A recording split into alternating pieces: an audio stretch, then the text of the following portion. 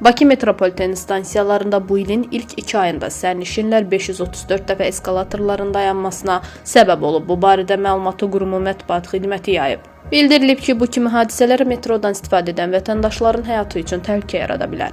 Sərnişinlərimizi bir daha eskalatorda olarkən daha diqqətli, məsuliyyətli və ehtiyatlı davranmağa çağırırıq. Dayanma halları ilə bağlı real görüntülərdən hazırlanmış videonu təqdim edirik.